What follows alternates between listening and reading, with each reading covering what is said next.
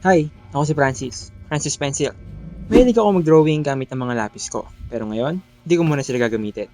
Dahil ito ang gagamitin ko. Ang ideyang ito ay galing kay Julius at sa nakita ko ay naparesearch ako.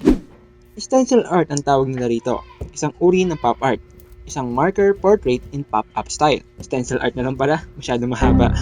Pag sinabi nating pop art, kadalasan itong ginagamitan ng matatingkad na kulay, contrast, at solid shapes. Karaniwang wala tayong makikitang gradient unlike sa traditional portrait na soft at smooth ang blending ng kulay.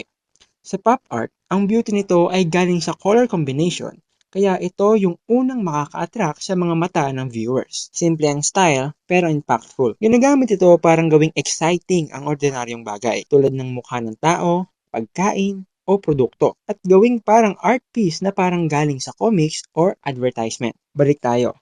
Sa nakikita nyo, hindi maayos yung una kong ginawa dahil sa hindi na pointed at paubos na rin yung tinta ng brush pens ko. At isa pa, hindi ko mapantay yung isang kulay niya. Kaya uulitin ko ito. At sa pag-ulit ko, bumili na ako ng acrylic na markers. At oo, mas okay siyang gamitin kaysa dun sa mga brush pen ko. Mas napapantay ko yung kulay kaya nagiging mas solid tignan. Kung mapapansin nyo rin pala, 3 layers yung ginamit kong kulay rito. At inabot din ako ng ilang oras sa paggawa nito, pero mas maikli kaysa sa charcoal portrait na kadalasan kong ginagawa. Ang kaibahan nga lang din ay gumamit ako ng Photoshop sa paggawa ng reference ko. At ito ang naging itsura niya.